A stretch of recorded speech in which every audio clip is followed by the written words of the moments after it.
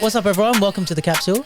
I'm here with a special guest. This week we're doing an interview with someone that I wanted to sit down with since I saw him perform Back to the Lab.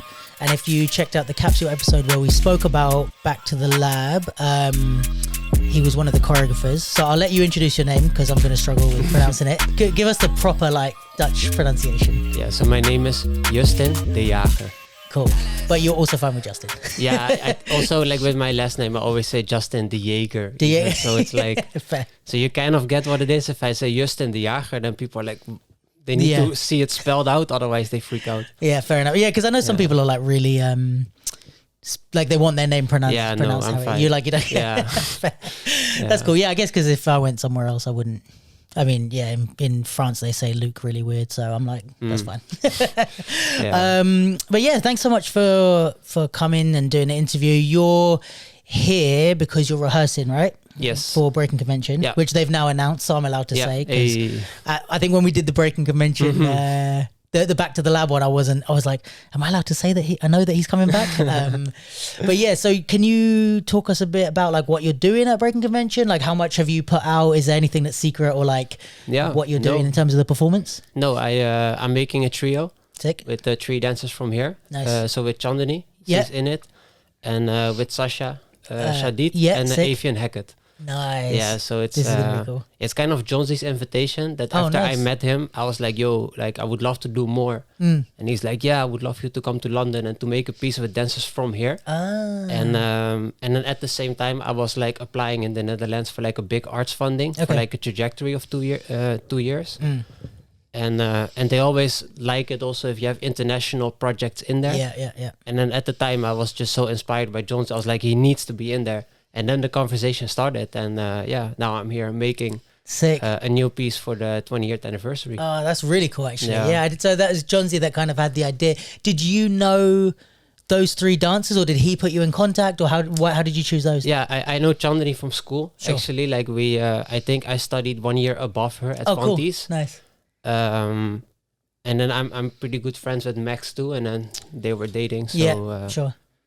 And Avian and Sasha, I both met them in an R&D I did with Tony Edigan. I think it was 3 years ago. Okay. It was the same time I met Max and all those people.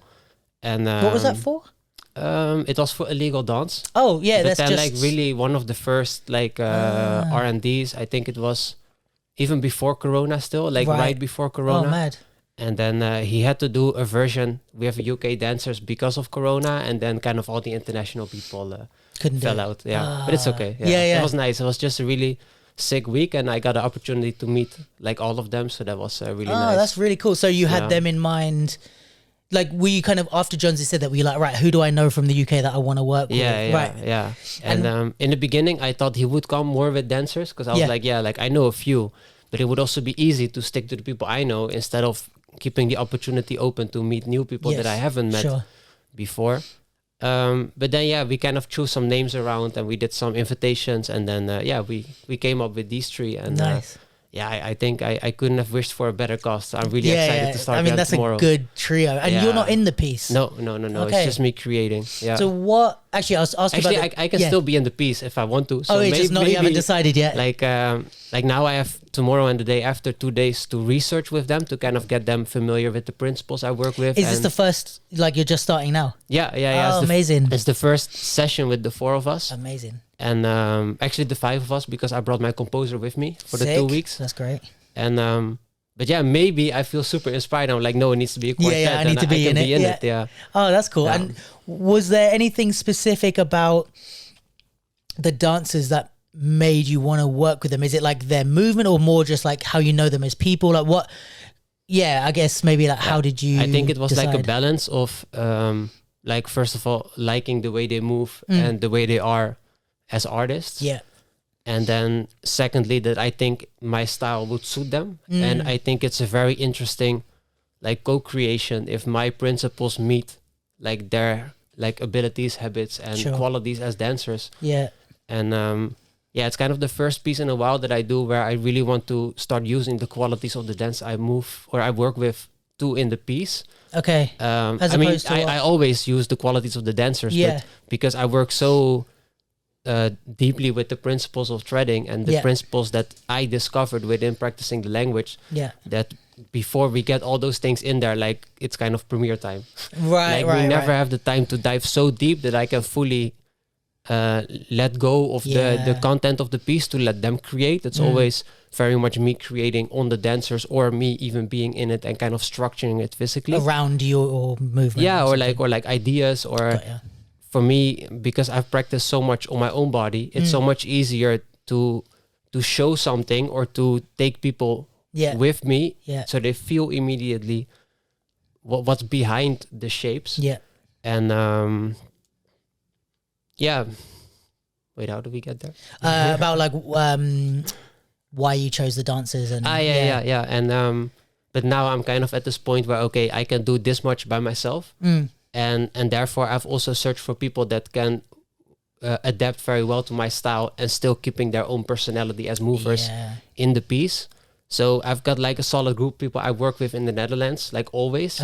So now in the Netherlands, if I got asked for a gig, like either it's for a company to work with their dancers, or I can bring my own, and then I bring my company, the three dancers I always work with. So if I get like a random gig, if Breaking Convention would be in the Netherlands, then I would not look for three dancers I never worked with and are like different from what I usually do. But now because I'm here, like it makes sense to do that. And therefore I'm super excited that those are the people we came with. True. Yeah, that's really cool. And I guess like it's also brings different dynamics to the piece, because maybe if you're used to working with the same people, they're also used to working with you. So there's not really, maybe not that there's new stuff, but with these guys, it's like they might throw in and be like, what about we do this? And it's completely like a side thing from what you would have even thought. Yeah, and I like to think I'm ready for that. That if those ideas come along, like, let's go there. Because usually I have such a vague but yet clear image in my mind while creating that it's like the goal is to get there, but we never really get there. We have to settle somewhere in the middle. So because I'm so focused on that image I want to establish, like it's so difficult to be open for impulses from the outside, also from my dancers, or ideas when they're within, because I'm like, it's almost like, wait, like I see it, like we just need this and this, and then and I think like that brought me this far, and now, but it also brings a lot of pressure and stress, and I feel very like tired after the verse because I put all of myself in it. And I think now I'm ready for a bit more of a relaxed approach to be there more, to connect with and to ask, hey, what do you think? How do you feel while doing it? And and I feel like now I've also established like the basic principles like quite easily. So within 2 days, I think I can get them really far, because tomorrow we start with some ideas, with drills, with improvisation, with some creating tasks. And it's going to be nice to see like where are they in the beginning with giving them just the idea of, okay, let's do some threading without doing too much other stuff. And I'm excited to see where they are on Friday afternoon after the second session, because I think they will grow super far. And then on Monday, we can really start to create together with like understanding, okay, this is what we're going for. I think also like what you said about, being open, it's kind of hard. I think it takes a level of like experience and maturity as a choreographer, because I feel like, that you said you have that kind of fake image of where you think it's supposed to be. I think because in our heads when we're creating, it's so delicate, that thing, that if anyone suggests something that pulls you away, you're almost like, no, shush, it's going to run away if you distract me or tell me something different.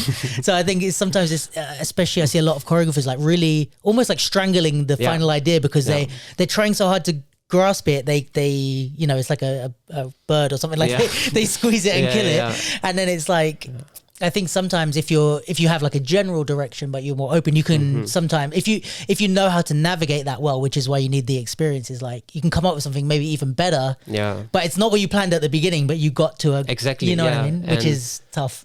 And it all depends on what also the dancers want, because some people love that feeling of not having to give any personal ideas or like or whatever, and they love to do fully what the choreographer wants. But some people, they want to have more of that exchange and be a bit more free and not have everything super detailed. And and I think I really admire those dancers, but within the principles and the way I am and the way I work, it's just kind of a difficult combination. So therefore it's gonna be a bit of a challenge too. But I think the challenge will just enrich the piece with so much of their definitely stuff, and it comes a co-creation instead of a creation. Yeah, and it can. I guess the negative side also is that it can slow down the process a bit. Like if you know what you're doing, you're like, right, do this, learn it. But then if you wait and then they suggest and you try and it doesn't work and then you suggest, it does slow the process down a little bit. So you also in a more like I guess the word is like pragmatic way, you need to be experiencing like, okay, let's try this, but you need to also know, all right, now's the time I'm going to make a decision. Like we're all throwing in ideas, but we've spent too long on this. We're doing that one. Let's move on, And if you aren't maybe bold enough as a choreographer to do that, it can also, you spend so long listening to everyone. And then you're like, oh, it's been 6 hours. Like I wasted my whole day. and it's a nice way to make a lot of material, because it's like if you work with a group of 6 people and you so kind of give everybody responsibility of their part, and you put your own part in there, within 3 days you can have like a 30-minute piece, and that would never happen if I'm like with 6 dance, okay, I'm gonna choreograph everything, you have to work super fast. Maybe in like 3 days you can get like 10 minutes done, but then you work really hard if those 10 minutes are like really usable. But and I've kind of experienced both. But I really have a clear image of where I want to be as a choreographer and what kind of work I want to make. And therefore, I know what kind of things I still have to learn. And all the projects I have, I try to learn some of those things. So in each project, I cannot focus on everything. So I need to kind of minimize it down. Okay, this project, I really want to learn how to go super deep in shredding, like to do like crazy stuff on like a lot of different bodies. And then maybe I have to let go of that attention span is like perfect. You know, if the movement depth is like so deep, then that can be the tension span too, instead of emphasizing it with like speed and intensity. But for another project I did recently, I made like a piece with 15 dancers, and we worked for 3 months, twice a week. And it was like, like high level amateurs and semi like professional dancers, like all mixed. Yeah, it was kind of like a development program. So almost like a pre-education for an academy, but then like from a production house, and they use like a lot of text and other parts of like of like performing arts also. So for me, I had 3 months to make a 20-minute piece. So that's like a lot of time. So therefore I knew if I start right away, then we're gonna get bored super fast and the material is gonna die. So therefore I said, okay, from September and October, we're gonna only research, go super deep in your own body and in your own abilities. And then in November, in like 8 rehearsals, we make the piece. And then it was so nice to see them grow in the first 2 months. And then once we started creating, they created everything. The material was super high level. And I think we structured the piece in like 3 rehearsals. And then afterwards we had like 5 rehearsals to clean it. And then I was not so responsible for the movements, because they kind of choreographed it on their own body. And I was responsible for, okay, how can I and my composer check how we can make a perfect tension span, that it starts very chill, we give them time to enter in the piece, then we start adding like elements, and at some point it explodes, everybody does crazy stuff together, then it kind of goes to this highlight, and then it ends in like a nice like chill duet. And like looking back on it, like it was almost like a perfect tension span. And therefore I was able to develop those things, and now I have a better understanding of how I can work with like the tension span of a theater piece. And that's one of the things I wanted to learn as a choreographer. So I use certain projects to develop those kind of qualities. And so like I think going back to the point, like why I like to kind of strangle the material sometimes, because I'm like, I see my potential, I see where I need to go, and these are the things I need to develop, and I'm using this project to develop them. Right. And therefore we're kind of on a mission. It's not like we just step in and we'll see whatever happens. Like some choreographers are like that, and they excel like super good under that kind of free, we'll see whatever comes up.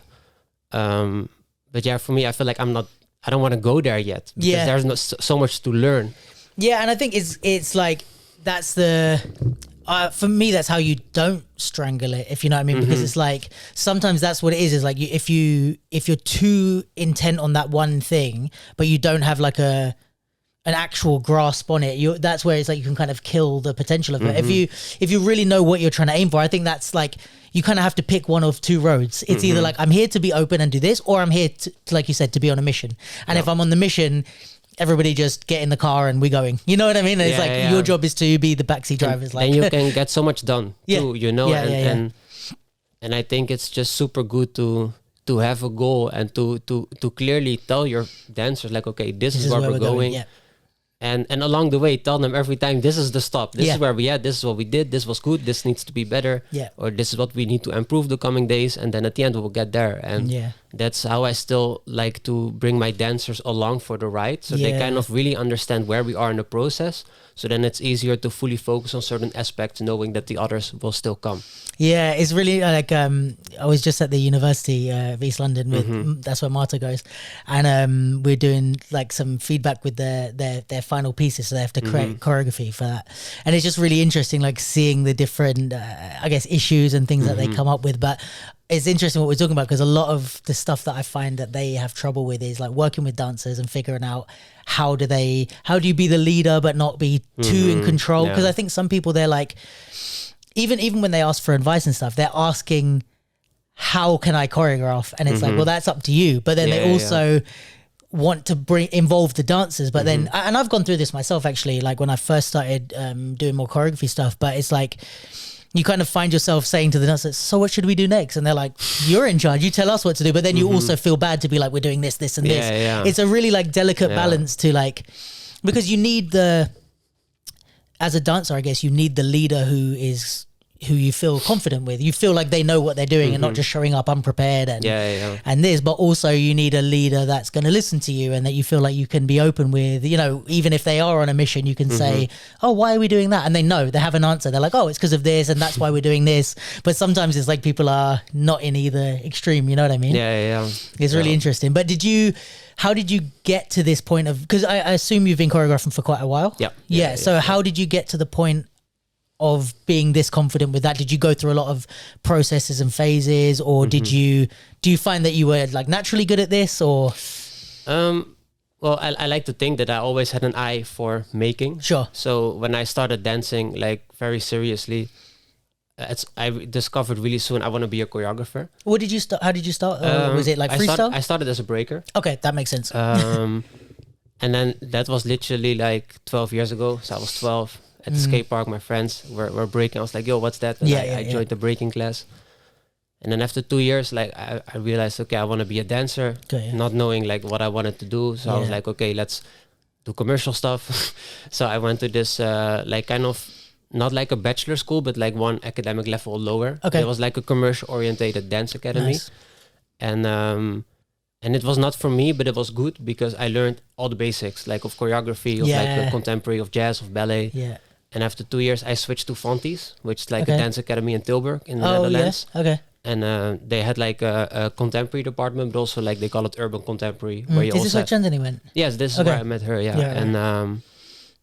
And it was kind of orientated on contemporary as theater, as hip hop styles as well. And it was very floor work orientated. So with my breaking background, that was really nice. Yeah.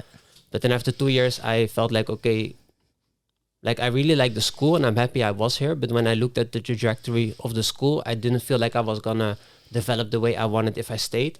So then I was just exploring more widely. And then I came in Kibbutz Contemporary Dance Company in Israel. Okay. It's like a training program with this high-level Israeli company. Nice. And it was like a 10-month program. And back then I thought, okay, like this is where I want to be, like in a contemporary company, like dancing there for a few years, maybe go on tour, like do crazy stuff, maybe go to a higher level company. And then at some point when you have a name in your 30s, I can start making. Yeah. So I thought that was the trajectory. But being there, I was just really not happy doing ballet every day. Like the repertoire in the beginning, it was nice, but at the end it became boring. Yeah. And not that I was really good at it, but it's like it wasn't my style to do. Like you don't have the passion for it, yeah. And at the same time, I started like researching my own vocabulary a lot, and I was already like using breaking influences like threading in my more contemporary research. And then at some point, I really like conceptual movement. So I started integrating elements of tracing, of tutting, of fixed points, isolations, and obviously threading. Yeah. And that I kind of really started going deep on all those like conceptual styles when I went to Israel. Nice. So that developed.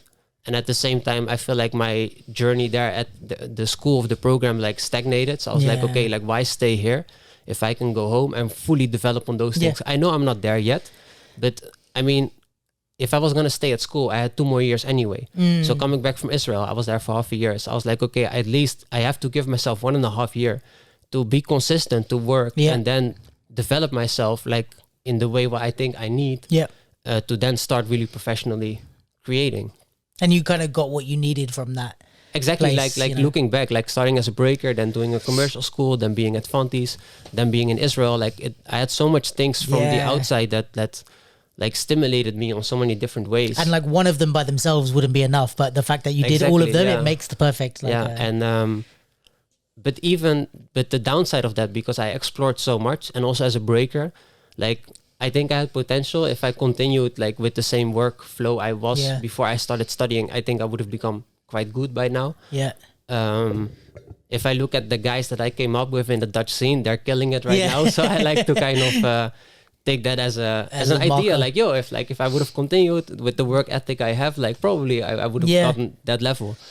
But I didn't. And basically everything I did, like I kind of was fast with learning, but never really mastered anything. Right. So at some point I realized, well, my body can do so many different things, but it doesn't know how it really feels to master something. So then I realized I have to go deep. Okay. And then out of all those conceptual things, like threading was the one that gave me the most options, possibilities, the most depth. So I really went for it. I realized, okay, I just have to master this. Like I have to become really good at it. So I know how it is to master something. And I think that mastery, like you take that with you all the time. Yeah. And like even the process of how you got there is something that you've learned. Like now you've learned how to master a thing. Exactly. And then if you want to apply that to other things in your life, you can. Yeah, it's like now I feel like because I'm at a certain level in threading, I feel like, okay, I can open up my lenses again to see, that was really nice about contact improvisation. And that was nice about breaking. And now I'm exploring all those realms again. Sick. And especially since a few like months, I've went back into breaking like intensively, and I never stopped, but I also never really trained. So it was kind of this thing where I still grow. Yeah. And now I'm kind of happy with where I am as a b-boy also, but I can see my potential is so much higher because I know what my body is capable of. So now I'm just kind of trying to pursue it also in breaking more and to really get my level of threading into my breaking stuff to go really deep there too. And I think my breaking stuff helps my threading stuff, and it all circles right. I think it's something I talk about with my friend a lot, but like that a lot of people don't learn how they learn. You know what I mean? It's like the learning is a skill itself. So it's like you have to do something, anything really, to like explore how you learn the best and what your process is, and then you can apply that afterwards. But I think a lot of people just want to like get good at a skill, let's say, or get to a certain point in their career or whatever, and it's like you are probably not maximizing what you're doing because you have never, like you said, like mastered anything, because you were like, oh, this thing isn't making me money, so let me try this, or this thing isn't, I'm not doing well at it. It's like just that process of getting good. Then after that, you know, a lot of people, let's say that are dancers and then go on to do other things, you know, outside of dance, or they move to a different career. It's like they might be better at that other career, not because like the dance translates, like they're like, oh, because I'm a dancer, I'm really good at accounting or whatever. But it's like the things they learned, they bring it with them. They know how to, so they're, when they're picking up, let's say music producing or whatever, they're like, I remember when I first started dancing, what did I do? I started with the basics. Then I sought help from like professionals. I got this, and then I spent some time on my own, went back. Like all these things are like what a mature person knows. But when you're a young student, you're just like, how do I get better? but why I think it's so beneficial to learn that stuff in dance, because you learn it through experience. Yeah. Like obviously when you go to an academy, you have to do some theoretical classes, but still most of it is practical. Yeah. So all the things you learn about work ethic, about professionality, about communication. Yeah. Even though we don't learn enough about that stuff, like directly, indirectly, you learn a lot, and you bring that. 100%. Like I'm working as a associate choreographer for Scapino Ballet Rotterdam. Okay. And they have a program even where they bring like random businesses into the building of Scapino Ballet. For some like managers and people from that business, that they learn from how a dance company is run and how you collaborate together on the floor, how you communicate, how you physically take care of each other. And really they go into depth conversations with certain dancers from the company to also get knowledge back, like how we can do that stuff on another level. That's really smart. Yeah, it's really sick. Yeah, that's cool. like a piece I created there. It's called Carry the Life, and it's really about 6 dancers being connected and traveling on a playful journey through the possibilities they have with their bodies. And it's a very, I would say, like you really meditate on the piece, and it's very like satisfying to watch. And it's also a lot about collaboration and trust and really like giving yourself to the other person and surrendering. And so they performed also that piece on one of those days when the businesses came to kind of get all those different insights of what businesses that don't have anything to do with dance can learn from dance. And I think that's sick. I think that's dope. And it's like it's also why I think that it's a good idea for like young kids to do sport when they're growing up, you know, like we all kind of play football or basketball or something like as an after school thing, but it's like when you learn those skills about like you said, like physically, like hard work, showing up, doing the stuff, then when you go to school or uni or whatever you want to learn, you already know like, okay, I can push myself physically, so why can't I just sit and study for another hour? Like it's similar type of things that you pick up, I guess. What I was going to ask you about is the piece. So first of all, the piece that you did at Back to the Lab, is that anything to do with what you're doing at the Breaking Convention? No. Completely different. Okay. And you're starting completely new? Okay, cool. And is that piece related, was that just on its own or was that related to something else? Is that going somewhere? I was supposed to only teach at Back to the Lab. Oh, really? So I was giving the masterclass on the first week on the Wednesday. Okay. Because Jonesy and I were meeting in November when I came to London, and we had like a meeting about how the creation was going to be, who I was going to be working with, what for this. What the practical things was going to be. So this was before. I thought you did Back to the Lab, and then Jonesy said, No. It was Jonesy and I already talked about the tour like 1.5 years ago. Okay. And but so when we met in November, he's like, actually, I'm searching for a masterclass teacher. Like, you'll be great. Like, looking at the people that are participating. So I was super down for that. And I was supposed to only come for that day. And then 2 weeks before, Jonesy calls me. He's like, yo, a participant fell out. Would you like to join too? And therefore, I was like, of course. And I was free that time. And like with the arts funding that I've received now, also we have like a really also money-wise and infrastructure where there's like a budget for me that if I do those things that I can actually use that budget for it too. So for me, it's just an investment in myself too. So it's not only that I'm just there and like, I don't know, like it's somehow with this arts funding that I've received that started like at the end of the summer until like 2024. I just have space to do those things. Like a few years ago, I would be so busy with so many small projects that if you call me 2 weeks before, yo, do you want to join a program of 2 weeks? Like, yes, but I don't have time. And now I've noticed how important it is to step back and to reflect. So I have the time. So actually, I was able to say yes, and that was perfect because, like in the winter, I did like a New Year's retreat, a movement retreat in Italy. And it was a play fight camp. I don't know if play fight. Yeah, have you heard about it? No. It's like as in like wrestling. No, no. It's I hope I say this right, but it's kind of it's almost a contact improvisation philosophy. Of where you like you move together, and the idea is that you want to make the other person fall without using force. So it all comes down to like letting go of the resistance in your own body, from that connecting your center to the center of the person that you're moving with, and then releasing your center, therefore recycling that falling energy to the other person, and then the other person falls to the floor. Oh, that's a cool. And my girlfriend did it already a few times, and always I was like, oh, that's interesting, but never before was I like, okay, I'm gonna do it. But then we were writing for this funding, and we had to do educational stuff too, like, okay, where do I want to grow in? And at the time, and still, it's like, okay, I want to relax more in my body. I want to, like I use tension in a very effective way, but I cannot let go of the tension. I want to learn how my body moves when it's fully surrendered. So therefore, I went to that camp, and it was amazing. Like it was really, the first few days were super difficult because it's like completely new. And the end result is that you really dance together and you connect, but instead of with contact improvisation, you physically move each other, and you're kind of sometimes almost fighting each other and rolling, and it's like a lot of force. Like with play fight, everything happens in a very relaxed way, so it's very chill. But then once both people understand the practice, you can go super far, and you can do like crazy stuff out of like really that energetic transformation of the connection together. And I don't know, like that whole week opened my mind so much, and I've moved in ways that I haven't moved in years. So coming back from Italy, I was like, yo, I need to create, like I need to do something with this. And then John Z called me, do you want to join back to the lab in 2 weeks? And I was like, yes. So it was perfect timing. And so you did the whole program, like you did the 2 weeks of like, you did all the masterclasses and all the creation. Okay. So it wasn't just like you came with like a solo to do, like you did everything. No, I came in fully blank. Like I had some ideas. But then once I started, I was like, no, I just need to fill So you made the whole thing in that week? Yep.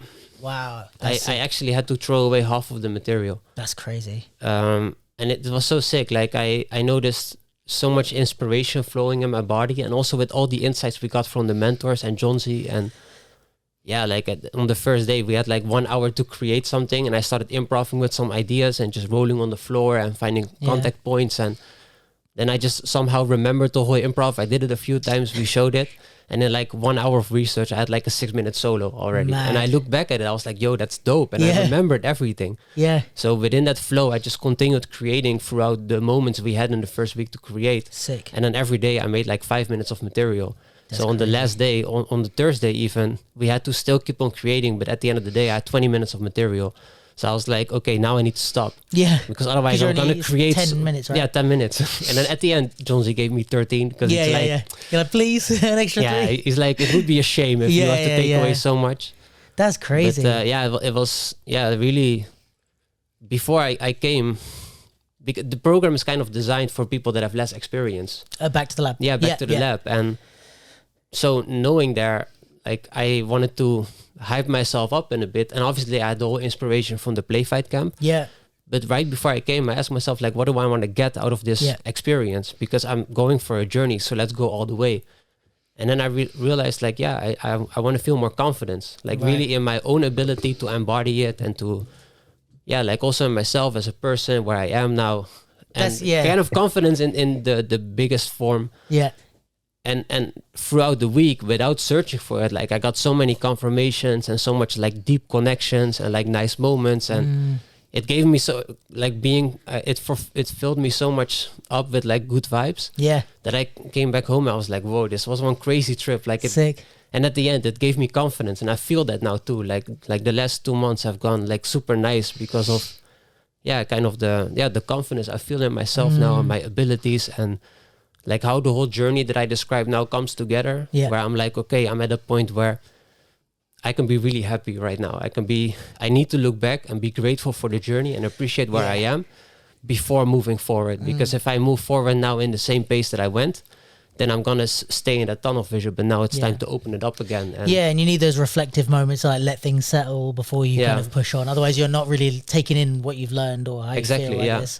But you know, it's so interesting because how long do you guys have for your final pieces, like total? It's like 6 weeks or something? Like 6 weeks and like 3 hours a week or something. But like they have, at the university, like 6 weeks or so, let's say, for 3 hours a week to create 5 minutes of material. So it's really interesting to hear that it's like in an hour you had 6 minutes, and then in like however in a week you had like 20 minutes or something. Yeah, but then if I had 3 hours, I wouldn't make 18 minutes. You know, so it's kind of it's like like sometimes I rehearse the whole day and you end up with 2 minutes of material. Right. And then sometimes you step into the studio and you're like, let's grind, and you have like 3 minutes after 1.5 hours. Because you go all out. You know, this is all I need to do. So let me go so hard that I feel as fulfilled as if I worked the whole day. Yeah. You know, and it's stupid in a way, but just like generating a lot of material that you're also proud of just gives you that fulfillment. Yeah, definitely. And then you're like, whoa, okay, like I just went into the studio, I did everything I could, I learned so much, I made dope stuff. Yeah. In between, and that's where it's about.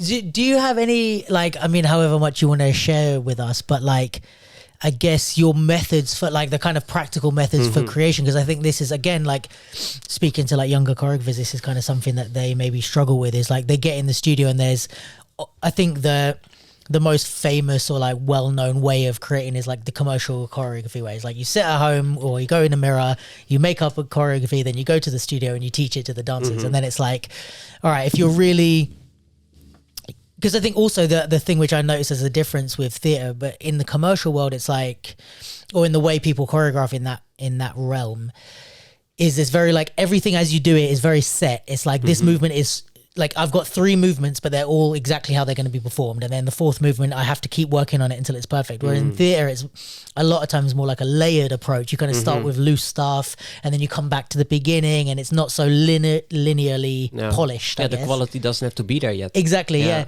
So is there, because I guess that's also what helps you with the time, because I think if you're starting, each move has to be perfect. I can imagine spending the entire day and you're like, all right, I've got 4 8s. Yeah. So have you got different methods of like, how you would approach stuff, or how you generate material, or just, I guess, walking into a studio being like, right, I've got nothing, I'm blank, and I want to start creating stuff. Like, how does that turn into 6 minutes of material? Yeah. You know what I mean? Yeah, no, as much as you want to give us your secrets. It's that's been a journey of 5 years. Kind of that's where like I started talking about, like when you ask me like if I created a lot of pieces already and like what my history was. And kind of where I left, like coming home, like fully diving into threading, that was 5 years ago. Okay, wow. And so in the beginning, it was just try and error, you know, and I really loved like improving and researching on my own body and finding the limits of the concept, but then creating, especially because with threading, there are so much options. Like it was so overwhelming to create. Like I could either get into the zone where I could go crazy and then really exhaust my mind in 15 minutes and then having a cool phrase, but then being like so full to not be able to make new material. Or I could never choose and I could end up like the kind of paralysis when you can do anything. It's and like, at the end, it's like you do a basic frame and you do it so tensed. And so in the beginning, it was not really working out, creating on my own body.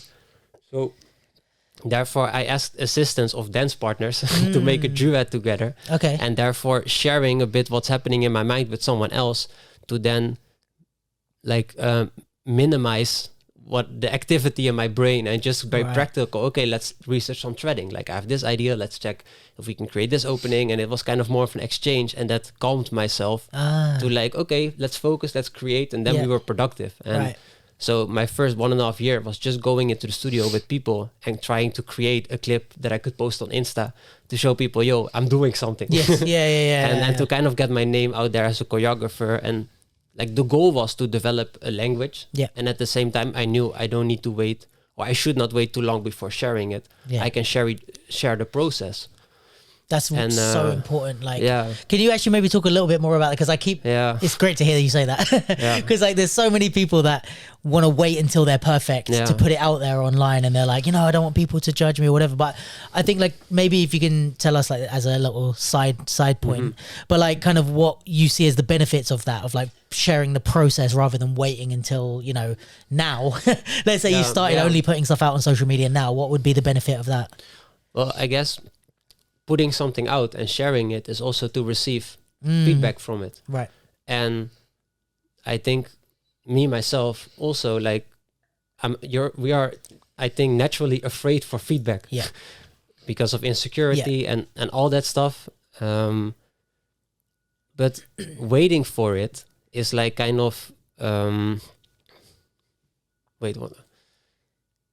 it's like if you put something out while it's still a process, you're still putting it out. Like it's still kind of a product. Yes. And it's really good to get used to getting feedback to that product, even though it's not a final product yet. Yeah.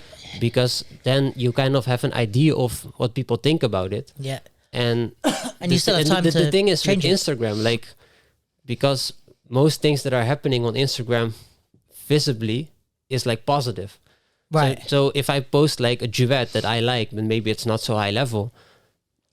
Not 20 people are gonna comment, I don't like it. They will just not say it, you know. Sure. And so you're gonna get some positive feedback. And the danger of Instagram is that if you have 20 likes, 20 comments, they're probably positive. Sure. So then you get hyped. And then if you don't have any comments, you think that those 20 are still there but negative. Yeah. So you fill it in for yourself, but it's not, you know. Yeah, and like I've never been like huge on Instagram or something, or like being super hyped by like the people around me. Yeah. But still people gave me like nice, like, you're doing something, and every time I was at a battle, like, yo, I see you and keep it up, and it's dope what you do, and your threads look nice, and that motivated me to continue and to realize, okay, I believe in it, so it just needs time to be there. And like, I'm so perfectionistic that I know I'm not there yet either, you know, like I still want to give myself and my body like 5 years to really get to a point where I can say, okay, now I mastered threading. But at least you're being a perfectionist didn't like stop you from doing stuff. Because I think a lot of people use perfectionism as an excuse. They're like, I'm waiting until I'm perfect, and it's like you're not. You're just scared to put it out. You know what I mean? That you can do both, I guess. I think the privilege that I had is that I've dedicated fully to becoming good at it. Right. So therefore, I was in the studio a lot. I was making a lot of hours and therefore a lot of videos. Right. So I didn't have to share everything, but I could share 1 out of the 5, and that could still feel active. And I think some people that, because of school work, they want to go for it, but they don't have like all the time. So then they have to minimize it to 1 or 2 sessions a week. So then it takes like, no, not next week will be it, next week. And then maybe the 4th week it's it, and then you share it. But then it took 1 month to post something, and that might feel maybe less or whatever. That's a good, Even though I post like probably something once a month, you know. Now I'm super perfectionistic. Like I have so much gems on my phone that that I love to show my friends, but I don't put it out just because it's going towards the frame something. doesn't work, or it's like, or it's too long. Like I think your phases change. You know, like now you're in probably the point where you need to be more selective with what you put out there, because like it's also a portfolio, you know. So exactly, it's like for a while I was kind of confused about it. Like, hey, but okay, like especially if I make like a short threading video, like usually I try to like kind of have everything in there. Like if it's something very isolated, I try to have it very dynamic and fast. If it's something more bigger, it can be a bit slower, but that I try to push the quality of it. So therefore, sometimes I just upload like 20 seconds of like a phrase that goes really fast. Yeah. But out of that 20 seconds that are perfect and I post, I probably have like 20 tries of stuff that fails. So then it's like, am I putting out a wrong image before showing the perfection? Or is it more honest to show the third video you made, because that's kind of more reality? But then at the same time, recently I got a bit into skating videos because of a friend of mine, and making videos there is like huge, because it's basically you want to do tricks that nobody ever did before, and you need a camera to prove that you did it. So therefore, if someone does a trick, like there's this like staircase in like California somewhere, it's called El Toro, it's like 20 stairs, and if you jump it or if you do it with like a certain trick, it's like crazy, like not many people did it. So if you want to do that trick, then you have to record it, so you have to get a film crew there, you have to make it a thing, like a magazine is probably coming there to write about it. But maybe you fail 6 times, but the 7th time you hit it, and that goes into the books. So you hit it, you know, and that's where it's about. That's the art. And it's like also with a painting, like you only sell the painting if you believe in it, that it's worth selling. It's not like you sell half of a version because, and so it. I mean, even when you perform on stage, it's like that piece you did at Back to the Lab, or any performance you did. It's like you might have messed up in rehearsals 20 times, but I don't care. Like as long as I see the performance version and it's fine. The product, like, is the performance. I don't want to talk it like it's something material.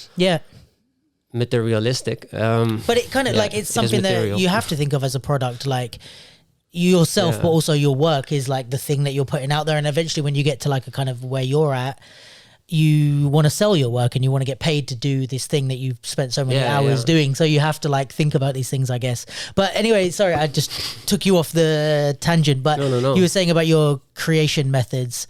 That's where we start.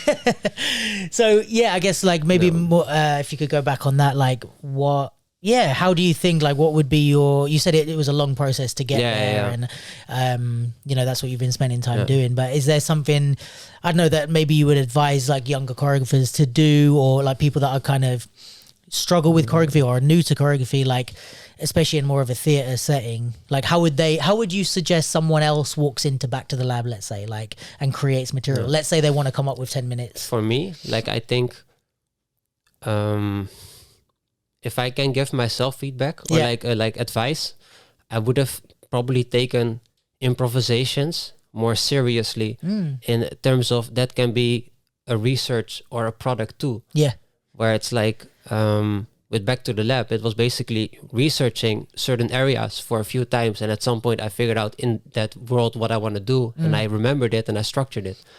And the remembering process is just 5 years studying a style, and now, like in my rehearsals, I always like that if someone makes a solo and at some point they're stuck, that I first want to learn the whole solo before I can help them. And because my mind understands every step that you do, because I've done it myself so many times, it's like it goes like this. You can feel in your body where it needs to go next. Or, exactly. So that remembering thing. I don't have advice for it, but just keep on doing it. Sure. And so you would advise, like, let's say that method would be like, do some improv and then kind of just be like, okay, what just happened? Like, let me go back and film it, and check it and ask yourself, what did I like about it? What did I didn't like about it? And give yourself the task to work on those things and apply it again in an improv. Are you ever like doing an improv and then literally recreating it step by step, or are you just taking moments from the improv that you like and kind of piecing them together? Yeah, that really depends. Like, I think when I'm creating, it's always out of the improv context. But just making it, like deciding, okay, this happens, but just improving in order to get an idea of what you want to do. Like, if you always keep it like in your mind, like as a vision, like you never have any idea how it looks on your body. Yeah. So what the result will be of the embodiment. But if you embody it and you improv and you film it and you check it, then it's like, oh yeah, this is what I could have done. If I really like this, I can just learn the whole improv and that can be the piece. Yeah. And I think now, because my body has done those steps so many times, I can easily learn improv because I understand where the steps come from. So for me, it's a very valuable thing to being able to learn an improv. Yes. Like, I don't know if you saw that video I recently posted, like the 3-minute video. Solo potentially. I've been watching a lot of different videos of yours. But it was literally like at one night I went to my studio, I started training, I made a small combo and then I filmed it. So I was like, let's see how it looks. Yeah. And then I filmed it and then I did the combo and I continued improving afterwards. I was like, yo, that's dope. Sick. So then from the video, I learned the improv. Then I went over it again. I started improving again. And at some point I was like, yo, that was dope. And then I tried to remember what I did. And then before I forgot, I put the camera on and I check it again. So I improv so I do the whole thing until I know, then I improv. Yeah. At some point I put my dot at the end of the sentence. Then I check the video. I learn what I did. And then I continue. And improv again. And that way, like, so if you want to go to my Instagram and check like the 3-minute 22-second video, it's literally 5 times filming a combo and improving the next 20 seconds. Wow. And then learning it and then filming that part and then improving again. Sick. And in 45 minutes, I made that 3-minute solo. Yeah. And so therefore, like learning material from video has been super useful for me. So I hope, or I wish I did that more, because I always had struggle, because like the thing I talked about when you start threading is like so many options. Yeah. That's why I never could make choices. But while improving, I made the choices.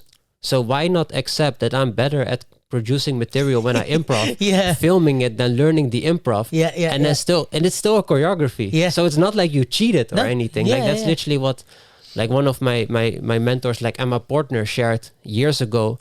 It's like, if you're the dancer that claims to be better at improving than choreographing, then choreograph your improv. Because some really part smart of your body did it. So it's just like, I mean, improving, it's easier to go crazy places because you don't have to calculate everything or remember it. But your body did go there. So once you went there and you can see through a video what that step is, then it's literally developing the intelligence in your body and your mind to grasp that moment again. And maybe it's less dynamic, but you still have it, and then you just have to do it a lot before it gets in the body, and you could do it as dynamic as in the improv. And then, like, tell me if you would do this, because the way that makes me think is that, like, that we said about the layers and the different things, the way you can choreograph, but it's like that can be step 1 of 5. Like, let's say you could improv, set your improv like you did for that 3-minute 22, and then you could take that video or that 3 minutes of material into a studio and then keep touching it up from there. So you could add the dynamics, you could add movement through the space, you could add like you could even add people to that. So you could have no way that it's a multi-person piece at the start, but then you take this initial combo into the studio and be like, right, there's 4 of us, how do we turn this into like that? And that might be where the dancers are inputting ideas and stuff. So I think it's like, well, I would say, and tell me if you agree or disagree, but like the starting point is often the hardest. Like once you have some material or something's going, then it's easy to say, like, for example, if I brought someone in and I was like, this is what we've got, what do you think? How could we touch it up? Everyone can say, oh yeah, do more of this, do less of that. If I bring them in and I say, I've got nothing, make me something, they're like, where do I start? Like, so I think once you've got the ball rolling, then you can nudge it in the right direction, you know? That's kind of the last thing you said is the same as dancers, and I was one of them, that thought they know better than the choreographer. Oh, yeah. Because at that moment, they don't have as much stress as the choreographer. So then obviously they can think more clear about logical solutions that might be needed for the piece. But it's not like you brought us there so that you could make that choice, you know. It's more because you're not stressed about it. You can think more freely and therefore maybe make a smarter choice. But it doesn't make you smarter than the choreographer. And I was that guy. Like I always tried to outsmart my choreographers. And at the end, and at some point I noticed that, and I was like, yo, this is not nice. I don't want to ever work with a dancer with someone who has the energy that I had sometimes. Oh, really? When I was dancing in a piece and I wanted to be the choreographer. So therefore, I'm like, I'm not a performing dancer for someone else. Like I'm just not that guy, and therefore I don't. My energy doesn't flow. Like I cannot share all the potential that I have. Because you can't like let go of being in the driver's seat, kind of thing. Yeah, maybe. I think it's a control thing too. You know, right. I like to be in control. Well, I kind of have that a little bit, but it's like your brain doesn't turn, because like you're in something, and if you can see a problem with it or something that you'd fix, it's really hard to just go, okay, I'll just do it your way. You're like, I want to tell him I can do it better. Or and I think back then, like I had no idea how to create. Right. But the thing was, if the choreographer came with a story, I would start thinking within that story. Yeah. And then we kind of come to the point where I'm like, maybe I thought sometimes I knew better, but it's like, yo, but you don't know shit. Like it's not.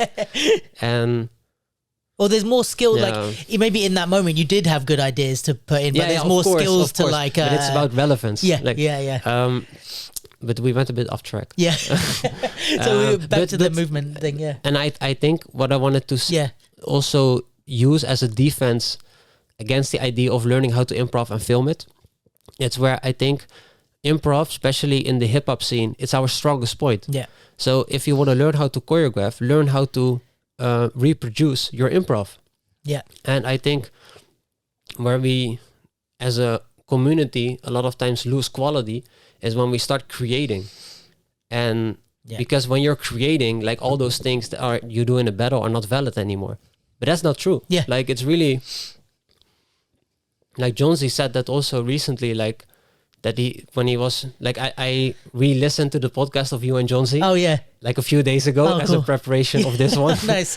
Because I love the conversation. Like I was literally when I just met Jonesy. Yeah. Like I was checking for podcasts of Jonesy. Oh, sick. And that's how I found yours. So basically that was the first podcast of you I ever listened to. Oh, that's so cool. And then I also listened to the one of Max. Oh, and, nice. Yeah. That was a really good one. Yeah. But he mentioned like watching like pieces from Wim van de Kebus and like those like Belgian choreographers and thinking like we as hip hop dancers, we can do better. Yeah. Like at that specific thing, like we would smoke them, you know, and that resonated so much. Where I'm like, us as like hip hop dancers going to theater, we should really learn like how to reproduce the quality you have in an improv when you structure things, and then that will never be structured like I really do these steps in this particular way, but it's more like, at that point I'm standing there, I'm walking with these qualities, then I go to the floor, then I stand up, then I have this internal battle that I'm embodying, and I don't know how, but it comes from a source, you know, and therefore spontaneity is like very important and a big quality of hip-hop dancers. So learn how to use it in theater. You don't have to structure everything. No, and if you, and the more you do that semi-structuring, the better you will get at fully structuring. Yeah. Like literally. And we do that structuring in our rounds anyway. Yeah. Like when we battle, we know we want an intro that, like, even if it's super simple, but we want a really hype intro to counteract what they just did, or we want to like come in chilled and then build up to something. Like we're kind of structuring our movement on the fly anyway. Yeah. So it's like, okay, if you can do that given 60 seconds, having never heard the song before, like if I give you a whole day in a studio, you should be able to like, you should, obviously it not should, but like it's a skill that you can develop, is to like do what you're doing, but just now take your time and like breathe and go over it.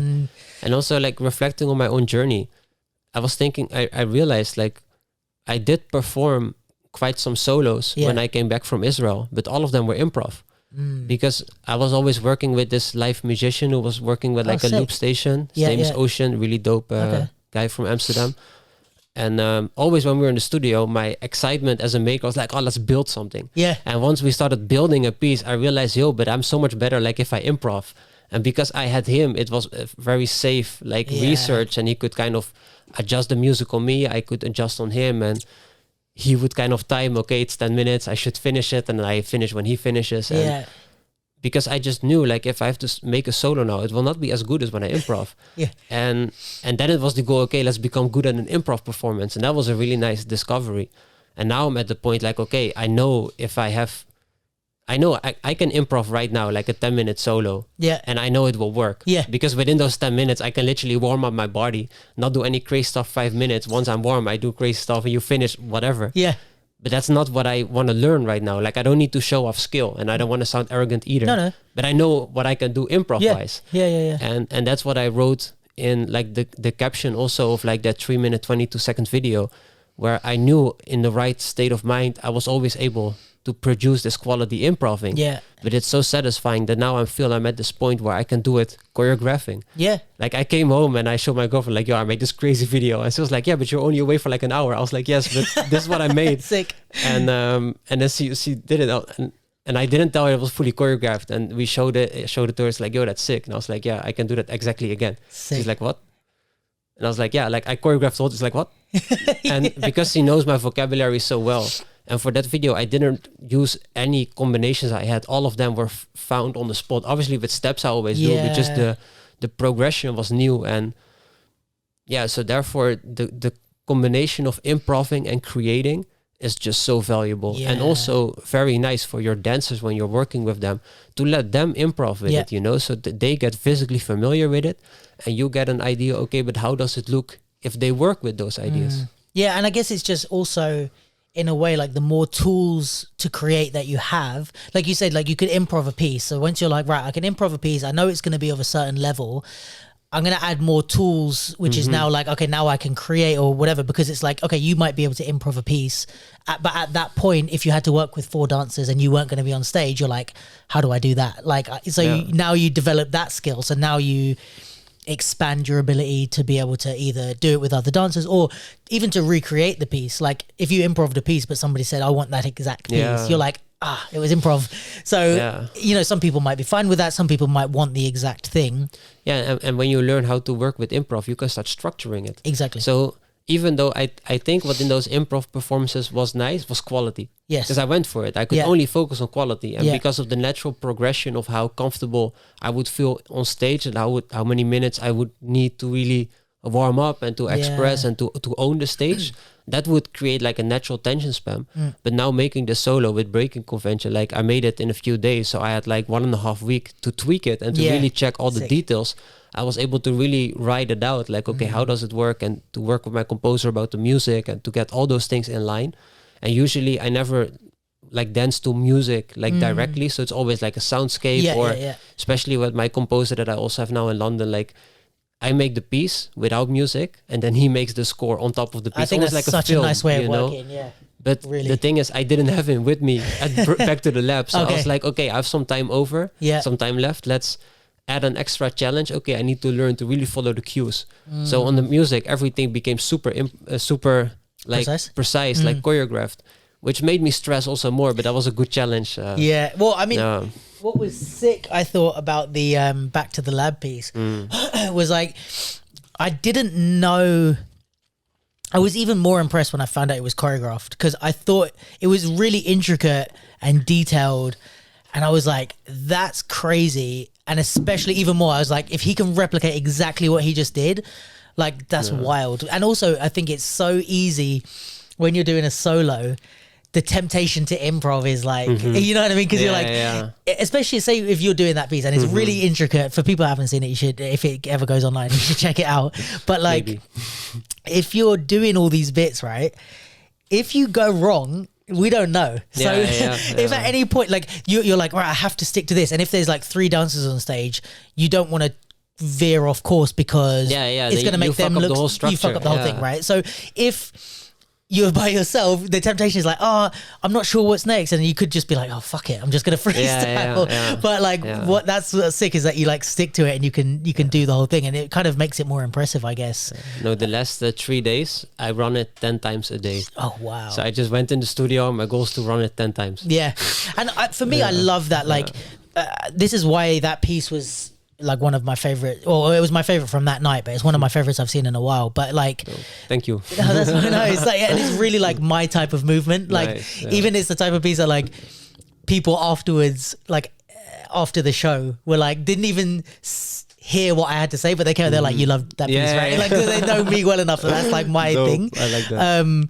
But I love the journey into intricacy, because I think it's like some people do these things, and I don't know if maybe they don't want to do it as choreographers, they don't want to go so deep into that movement, or they don't think the audience will appreciate it or have the attention span to keep watching the same thing, or, you know, because there's some people that like touch on threading or these like little intricate small movements. It's like you know, Sadek and the guys from Paris that do all the it's like it's similar vibe for me, where it's like they're specialists in a thing and they just take that thing and go deep into it, you know. And I really love I just love specialists, you know what I mean, like whether it's like, but what's crazy with him, with the like Sadek guy, like once he found that thing with him in the middle, orchestrating this whole group behind, like it probably would have been legend anyway if he just did it once. Yeah, that it would have like kind of the first video of Le Twins, you know, like it breaks out, everybody goes crazy. Yeah,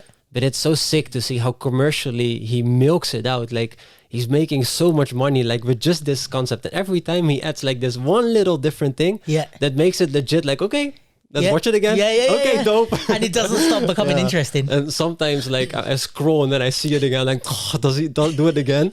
But every time I take the patience to watch, I'm like, fuck, like it's so sick. Like it's just kind of jealousy in a way that he found something like that, and like he finds ways to keep it fresh, and it's really like for me, it's inspiring, and it's nice to see what you can establish once you master the mastership in it. And I think like for me, it's really clever, because I think one thing that I talk about this all the time, but like that we miss as dancers is like the branding and the marketing side. And it's like sometimes you can, I'm not saying this is why Sadek's successful, but you can be successful just by being unique. And it's like once you're unique and you're that unique, there's no one else to compare you with. So you don't need to be better than anyone else, because there's no one else doing what you're doing. So it's like, I mean, Sadek now has that problem because everyone copies his shit. So it's like but everybody knows, you know. He knows where it came from. It's like he has a copyright, you know. Exactly, but it's like I think that's what's cool, and that's what makes, you know, how many kind of you know, if you take like the typical commercial choreographer, there's like a load of them that choreograph in a similar type of way and slight differences, but if you're going to get a commercial and you're like, oh, I want dance that looks different and that everyone's going to remember this advert or this Coca-Cola thing or whatever, it's like things like that, your piece or like Sadek's work or these specialists that really can make this unique looking work. It's like you can't beat that really, because it's like, what else are you gonna? If you watch an advert that Sadek's in or something, doing that stuff, or like if I watch your piece, in the month or 2 months or 3 months, how many other pieces am I gonna see that are gonna mix in with that in my head? You know what I mean? It's like I'm gonna be like, I saw a bunch of different contemporary and the threading piece. You know what I mean? It's like I'm not gonna see a lot of other different things that are similar. So it really stands out to you, which I think as an artist is one of the more important things. It's like to be remembered, nice to have an identity, you know? And I think, I get that from like people who are specialists. See you, thank you. Shout out to Marta if you see pictures on Instagram, it was her. Have a good one. So I think that's something that I think is so important, is like identity and like and I think authenticity, and it's like if you love so something, cliche, but it's so important. And it's important for you because you feel like you're really getting something from what you're doing, and also the audience are like, wow, we see something that you love and you're like spending the time. Like for me, that was so cool just to see you do that piece where it was like people at home, it's legit like 10 minutes straight of non-stop threaded, like really good stuff. And I think it's like, if you see that, I mean, and also anything on your Instagram, but it's like I'm interested just because I'm like, you care so much about this thing that it makes me care. You know what I mean? I'm like, oh my God, like he's gone so in depth, and I'm like, all right, well, in my head, even, I dance and I choreograph, so I kind of have a bit more than an average audience member in my head. But 2 minutes in, I'm like, he's done everything I would have ever done. Like, he's done my whole career of choreography in 2 minutes. So I'm like, you got another 8 minutes left. So now I'm like, all right, I'm in. Like, I'm invested in the minutes. journey. 13, yeah. I'm like, Jesus. Like, so to see you, like, almost like embark on a mission, like, hey, I'm going to, do all this threading and go in. It's almost creates questions and it creates like an interest from me, because it's like, if I know you're going to try something and leave it in your piece, and sometimes that works and whatever, I'm kind of like, there's no questions that it raises in my head, and therefore, I mean, maybe through the narrative or something, you have to raise other questions or other ways of keeping me engaged. But that's what I thought. I mean, we spoke about this a bit on the pod when we were reviewing the stuff, but I think what I really liked is that, because that's so deep and so intricate and there's so many layers to what you're doing, everything else was stripped back, which I think was I was like, oh, this guy's so like knows what he's doing, because it's like, it's already a lot to process, right? And it's like, you knew that it's a lot to process, but you're like, I want you to process it. So you're like, all right, no costume, no like crazy lighting. I'm not going to move loads and create loads of like things for you to look at. It's a solo. So it's like, stripping everything back, focus on the one thing I want you to focus on, which is it's such a like understanding of, and I'm not saying, obviously you know this, but I'm saying this for people at home, but it's like, it's an understanding of the audience's experience, and like, if I'm going to get them to do this, I need to also take this away in order, because I think sometimes people just throw everything at the wall, But it's basically a reflection of the feedback I got. Like in the beginning, it's nice, it's dope, it's innovative, I like the language. It's too much. Like that piano song for 30 minutes, like intense, bro. And it's like, slow down. Like what happens if you let go of each other? Like all those things that back then I wasn't able to answer. And it's just experience, and back then I took some really hard, took it really hard. I should have been the dopest piece ever. And I was like unrealistic expectations, but yet there and legit therefore. And you just take that with you in the next project. And the more like with a light perspective you look at them, the more subtle you can take them in your process. And it's if some person gives a comment about the music, it's not like in the next piece you need to fix the music and it needs to be perfect like what he wanted, and then people can say they love it and they love almost everything about it, and then one person says I didn't like this specific thing about it, and you think that thing is bad, but all those other people like that one thing. So it's like dealing with feedback is so difficult. But that's why but you need to continue, like you need to be consistent and to give yourself time to integrate it. And sometimes it still hurts me if I made a piece that I'm kind of that I'm proud of, and I look at what I gained through the process and where I got, and then some people give like this one little thing, and I'm like, of course, and but that's okay, that's a lesson, and like I really appreciate like what you say about it, and that is such a fulfilling feeling that someone tells that about your work. And that's so much more important about other criticism I could have received about it. And it's like what you take as more meaning. Like because I know a lot of people like this. I'm like this sometimes. I think we all are. But it's like 10 people say you did an amazing job, and one person says they didn't like it, and you're like, fuck that. But it's like you're focused on the one, not the 10 people. But you shouldn't let that change your perspective on the project. And in the beginning, now I think I look hard. I look. Or I'm tough at myself reflecting on certain projects because it didn't live up to the expectations of some people that saw the piece, not even my own. And therefore, because I have them so highly, that I think that's more valuable than my own opinion. And now it's really like, and I've always kind of done that, not to defend myself, but but you have to make what you want to make, and that's the authenticity. I need to make the adjustments in my piece that I feel like my piece needs in order to like it, not to how you're gonna like it. And I think therefore, then it's a slow cooking process, but at the same time it's cooking at the right temperature with the right ingredients, and then it just needs time not before it's ready. Fuck the microwave. But how do you? So then I guess like how do how did you learn to deal with that feedback? And like, at what point, is there certain people that you would listen to now, or do you have a select, do you like go to certain people for feedback and no one else, or how do you filter the feedback on your work now? Or let's say external feedback. Well, for me, like I work a lot with my girlfriend. Okay, like nice. She's also in my company. Oh, she's a dancer. Oh, amazing. Yeah, like sick. You've probably seen some videos of her on my cool. Instagram. And nice. like we just also made a new duet together. And because I'm so involved with what I do, I cannot help but bring that home.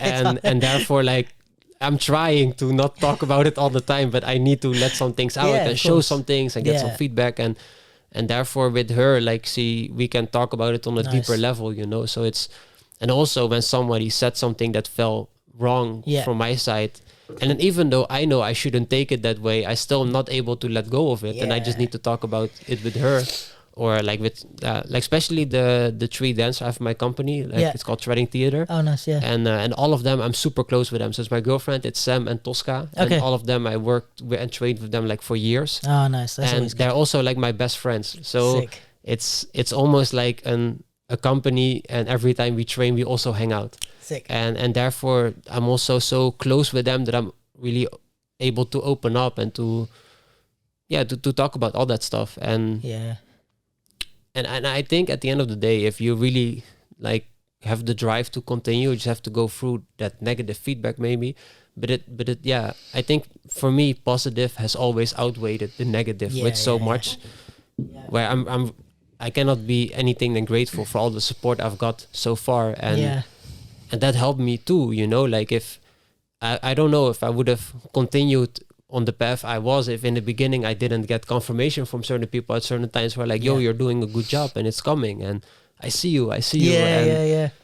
Yeah, that's and I think it's also it speaks on like how you are as a person, because I think it sounds like you're putting more weight into the positive comments that you get, and you're seeing more the positive comments than the negative, and you're kind of like, all right, whatever. But when somebody says something nice, that's what stays with you. And I think some people have the opposite disposition almost, when it's like, like I said, like they ignore anyone that says anything good, but when someone says something bad, that's what they focus all their energy on. And it's like, that's not a good way to be, I think, you know. But I've noticed a lot that it also depends on how do I look at the piece myself. Like to really shape an opinion about it before it premieres. So you're already confident, like it's already like, yo, it's gonna be crazy, you know. It's gonna, and the thing is, like with me, because I'm so obsessed, like if I don't message you right before break conference, yo man, enjoy the show, it's gonna be crazy. Like I didn't do a good job, you know, and I wouldn't be happy. You want to be like excited for it to premiere, and I don't know, like just putting the right amount of work in, like it usually comes out that way. It's like working on it until you're excited. Exactly. Like, if you're not excited, that's a good sign to be like, all right, it needs more. If I'm not excited, I'm like, I need to make a new piece. Like really, and so it's really like chasing that what excites you, and not like that's junkie. A great way to say but it. It's like it's really, and I mean, you know, sometimes like I try to rehearse sober now, but if you're at home and you smoke a joint and then you check back the footage, and then you're able to look at it less critically, but more like really seeing what it is. Like I take notes, you know, I take notes, and I like that's. Like also like during Back to the Lab, like when I looked at the whole piece one time, like when I was super high, I was like, yo, I should shave my beard, I should shave my head, I should do it in my underwear. It's gonna be crazy. And then the next day I'm like, nah.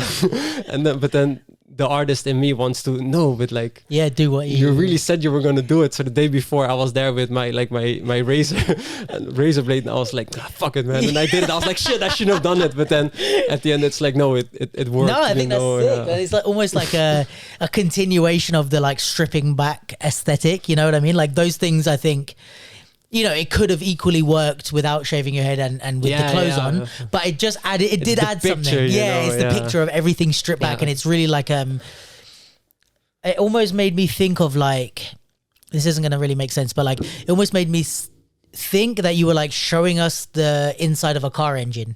It's like, it was like you being the mechanic and being like, look at how everything works. And it's like, it wasn't you showing us the finished car and the glamorous outside. You were just like, strip everything back and like, look at all the intricacies of this shit, like inside.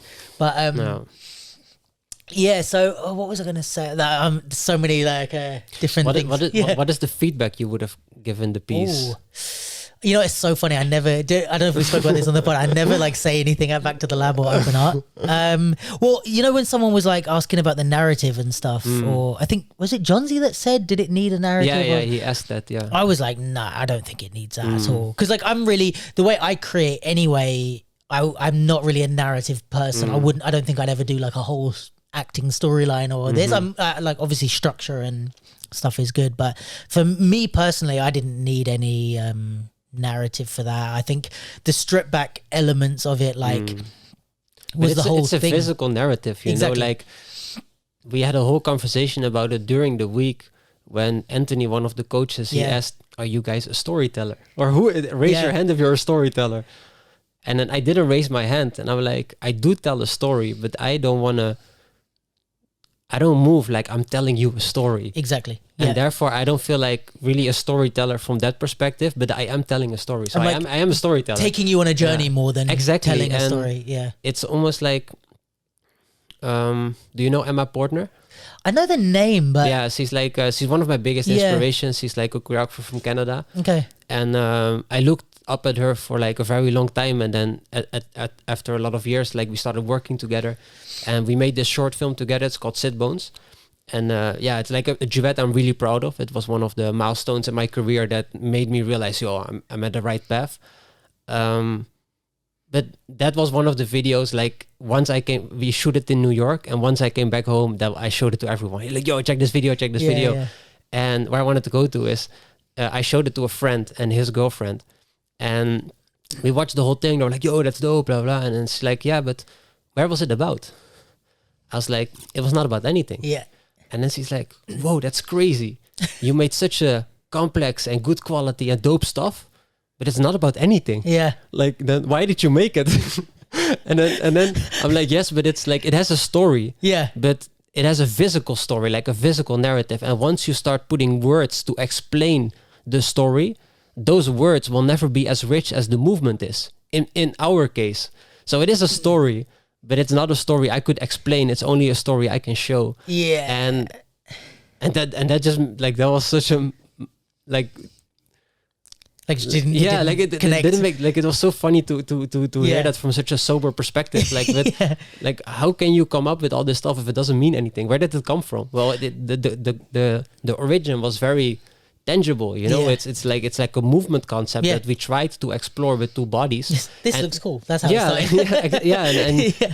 And even though we want to make it sensitive and vulnerable, like, we're still looking for stuff that's dope, you know? Man. And if we're making a video, like, maybe half of it is as relevant as the dope stuff, but you want to get the wows and wows when you're watching it yourself, you know. It's really like, I was making this piece, like what I talked about last year, from September till December, with like the group of young people. Yeah. And then one of the guys, he was super good. And like now after the project, he also continued practicing shredding like every day, and sick. he became crazy. Like really, like he's the next generation of my company for sure. Sick. And but during the creation process, like I was, as always, still a bit vague, you know, about how to create and what I wanted. And then at some point he came to me in the breaks, like, so just to understand, like, you're looking for dope stuff, right?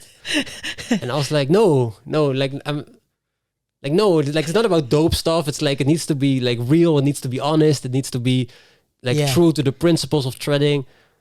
So I kind of defended the whole argument that it needs to be dope. But then I'm like, but if I make something myself, like, I'm trying to make something as dope as possible, and then embody it in a way where it also adds meaning, you know, and where all the 100%. things are valuable and being vulnerable and all that stuff. But it's also like the nice thing about threading, and I think that I know that helped my career too, is that it's dope. You know, like, man. Like, I had this idea one time for a quote, like, everybody loves threading.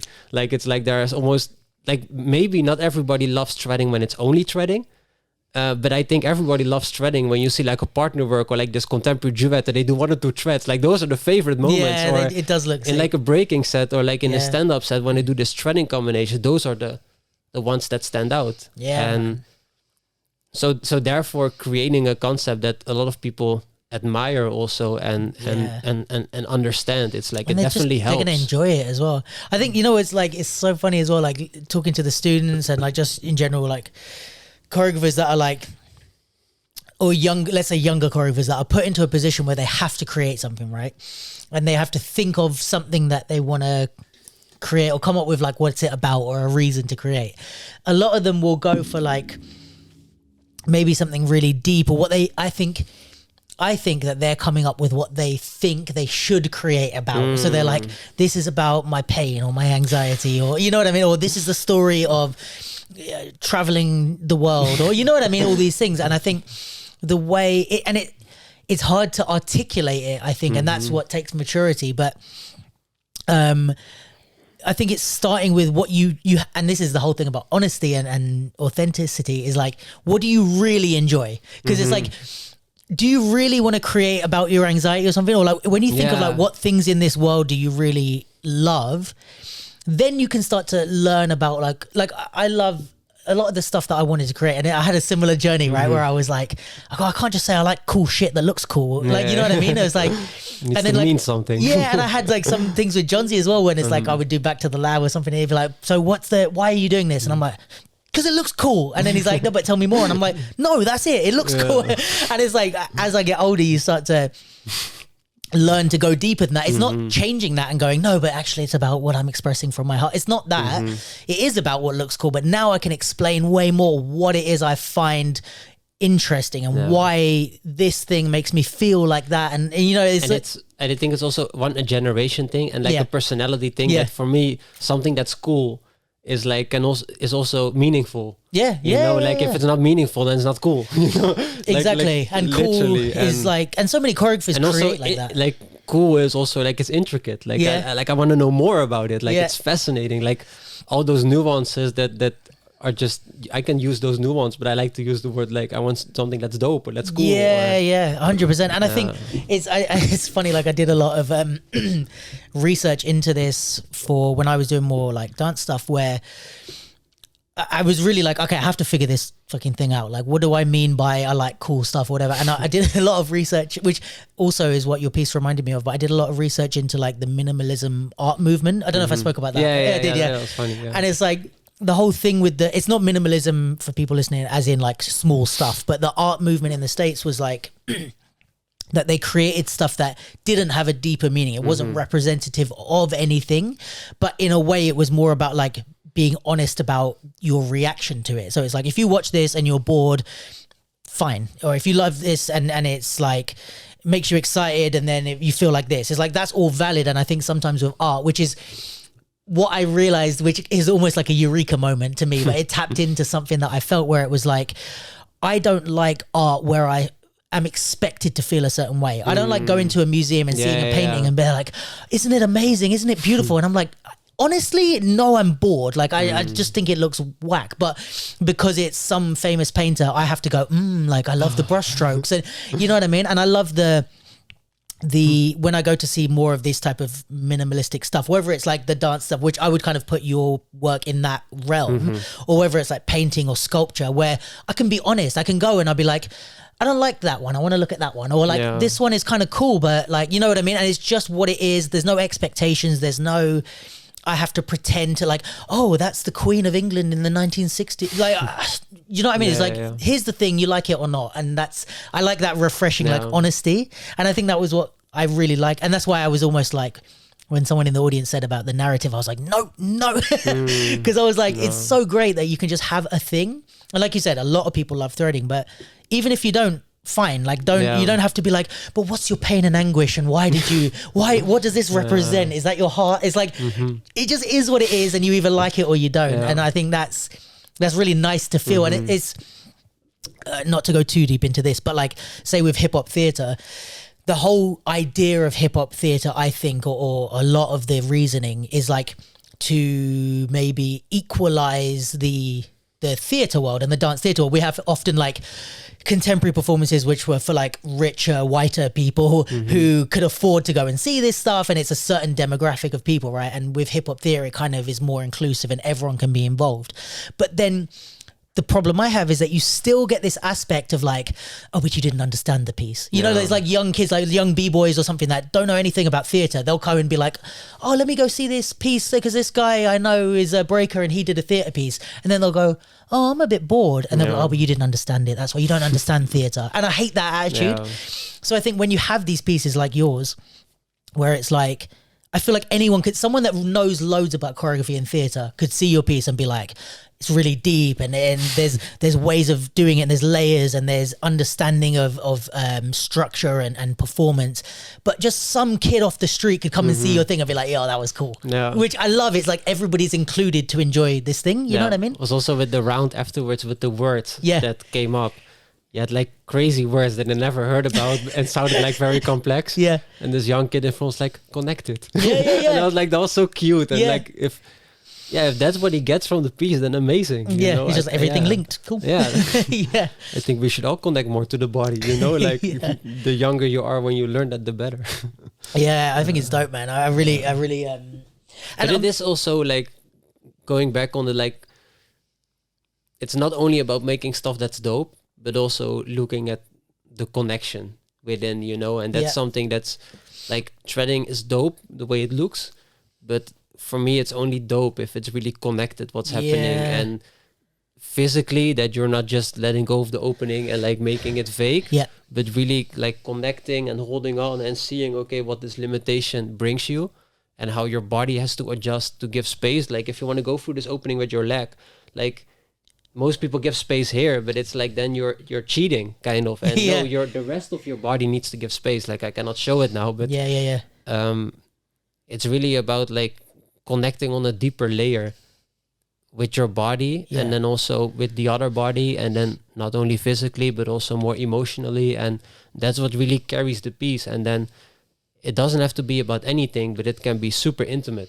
and it can be 100%. Very, and then some people that put the love story label on it, and that's totally fine. Yeah. Because it is two people. And if I dance with my girlfriend, it's with a man and a woman, but also with my girlfriend. So there are no boundaries and we can really go there. Like we literally made a piece recently, it's called Symbio, and it was also about intimacy and really connecting throughout the movement. And then we started talking about it before we started moving in the studio, and then I was like, oh yeah, let's see what we can do. But then once we start moving in the studio, like I had a twisted ankle and she had a bit of back pain, so we had to work with that. So it became like a standing phrase that we started like decoding.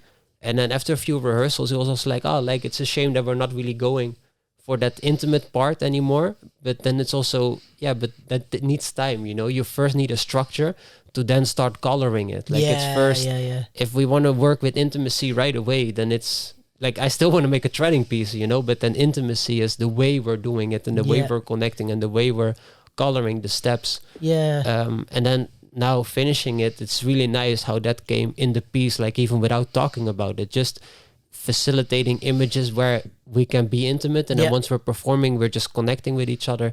And then we transcend the movement anyway. And then it becomes a whole story. And whatever the words are that you use to define the story is up to you. But me as a maker, like I feel like I lose what it's really about if I start using the words. So therefore I prefer not to use them. Just like keep it. And then if I need to talk about my work, I usually always talk about threading. Like it's really, if people, if like also about Symbio, like now we can touch more on like the journey of two people and more the intimacy between. But then it's always like together with a sentence, like the movement language in this piece is called threading, and then I explain what threading is so people get it, and then it's up to them to make a story within. And I want people to do that, you know. I want them to use their imagination how they want. And it's my goal to, what you say, peel off the layer, so there is so much space for you to make a story within. That's up to you, you know. That's I make the piece, you make the story, and and I think it's up really to you what kind of story. And it's like what you were saying before about like the way that we dance as freestylers or as battlers. We kind of already have that, because it's like you see, you know, let's say in a popping battle, you see loads of people do tuts and lines, right? But it's like most good dancers aren't just executing them like boring, right? They're adding some type of something on top. So they've got their combos or whatever, but then maybe there's one where it's like the song is super like dark and heavy, and they're making it almost like a aggressive robot kind of thing. And then there's another like funk song comes on, and they're doing the same thing but making it feel like the lines are part of the dance. And it's like, you do the same thing live in a battle anyway, if you're of a decent level in battling, where you have your moves, and then you put, without putting words to it, you're putting a feeling or a character on top of it, even if it's not a super concrete character. You're not like, I'm a robot or I'm a monster, but you have this like different energy depending on the song or who you're battling or what the vibe is, you know what I mean? And it's like, it's kind of the same thing, which we should be able to really pull into theater. But it's like, again, we're not explaining that. We're not saying, oh, in this one I was a dark robot and I was trying to fight. It's like, it's you silly. just do it, but you can still like, I've watched good battlers and I'm like, I really feel something, you know, like when you see them go in on a character and they're like lost in their zone, you're like, oh my, like Salah makes me laugh. Like some battlers make me like, oh my God. Like if you see, I don't know, like Green Tech, like battling someone, like, oh damn, he wants to fight. And it's like, you really get these like characters without needing any like, what is it about, you know what I mean? I never asked that about a battle round, but it doesn't mean I don't feel something when I watch it. But it's a perfect example that when Green Tech is doing a run, and someone that has no idea about it asks what it is, you say, yeah, it's popping, and you can talk about popping in the best way possible. It's never gonna match whatever he just saw, you know, like it's you're never, there's obviously an extra you need quality. words to describe it, but that's the only thing where you need them for, and not and it's the goal to describe the work, but to create as little expectation as possible, so all the expectations can be met in the moment, and you can be taken on a journey. That's such a good way to put it. It's almost like, you know, like movie trailers where they kind of spoil the whole story. You're like, I've just watched the movie, I don't need, and then you get some trailers which are like, I don't even know what this movie's about, but I have to see it. It's dope. Yeah. And I think I don't like. Yo, sometimes when I watch those like 2-minute 20 trailers, I feel like I watched the whole movie and I'm only at 40 seconds. Yeah. It's like I mean, the superhero movies are the worst for it, because it's like I see everything that's gonna happen, but I just watched the trailer.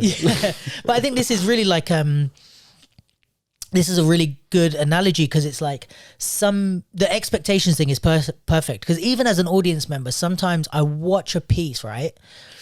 But if I've read the bio or the program, and it's like the piece is about two people who are in love and then their journey to break up and come back together, and at the end they do, and then I'm like, okay, well now this is what I'm trying to see. So anything that doesn't fit that, I feel like I didn't get it, because you told me what it's supposed to be about. So I'm like, well, I don't see it. And I don't feel good as an audience member. If you tell me nothing and I just watch it, whatever story I make in my head is valid, and therefore I feel good about the piece. Like, for example, with your piece, if you hadn't spoken at the end, or there wasn't that part of it and I just watched the piece, I could have gone, whoa, it was amazing, it was just about threading, it wasn't about anything, blah, blah, blah.